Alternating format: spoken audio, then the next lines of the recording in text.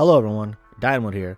Welcome to a short discussion video, or should I say an opinion piece about a video game character named Li Mei. More specifically, the Mortal Kombat 1 version of her. I think that this incarnation of Li Mei is pretty sexy. Now just hold up, hear me out. Because when I think of Asian MILFs, this type of aesthetic pops into my mind. I understand that there are some disagreements among the MK community and outside enjoyers, who are particularly not fond of this design of Li Mei. That's okay. You have every right to dislike MK1 Li Mei. That is fine. I'm not going to hold it against you. Everybody has different tastes. But I want to dig into the perception of beauty surrounding this character. Reminder, there will be some terminology based on adult content, not shown, just mentioned, to get my explanation across. Number 1, because Li Mei looks like something that I'm already familiar with within my surroundings. For those unaware, I am from California, United States, where the Asian demographic is about almost 20% or so, which comparison to other states, we technically have the highest population of Asians. So in my eyes, I often see a variety of Asian moms in my environment. Chinese, Japanese, Cambodian, Vietnamese, and so on. In other words, I have access to witness a very large assortment of women in my area. In that case, I do not have a singular picture of what Asian women or MILF should look like. Many of them comes in all shapes and sizes and different walks of life, from store owners to corporate executives. And I get that many of us associate their career that binds them how they would look like overall, physically and sexually. Well, my friend, sometimes I like a lady with a few facial wrinkles who may live just down the block from me. Or at other times, I like to chat with women in a business suit who is tall, curvy, and neat.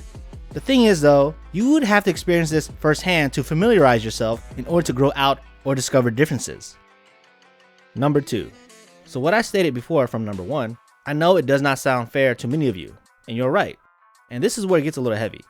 I want to talk about JAVs, or Japanese adult videos, basically live action porn.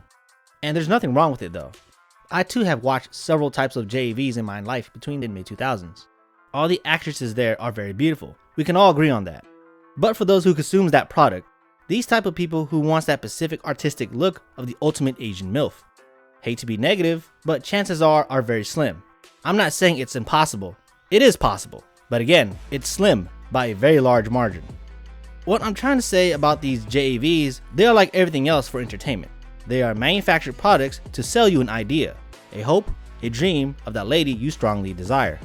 Like any man-made porno out there, their sole purpose is to play within your naughty fantasies that we may or may not do in real life.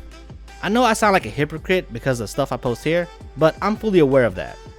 Let's just say that adult entertainment can either give us stress relief to release their urges or tensions, it being therapeutic on occasion for some, or some people see this as a special hobby they like to share with similar individuals with similar taste. So they made these actresses or actors as superficially beautiful as possible to detach yourself from the real world things, just so you can nut in that one specific moment. Excuse my descriptive language there. Number 3. Following from what I said in number 2, again, porn is a product, a powerful market that caters to our most primal sexual desires. I'm not preaching here.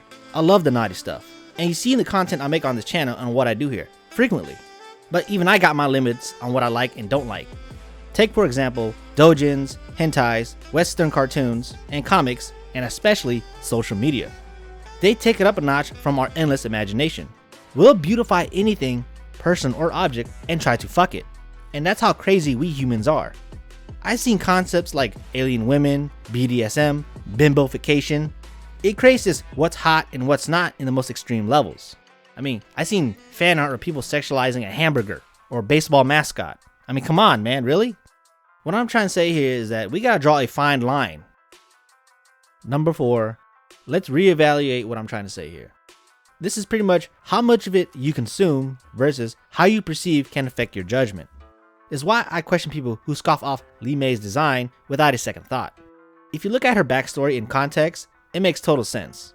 Li Mei is stressed out, has hit rock bottom. She works hard to keep the peace in order. Her design tells a story brilliantly. She got slight wrinkles around her eyes and forehead, messy unkept hair, and no makeup to cover her blemishes.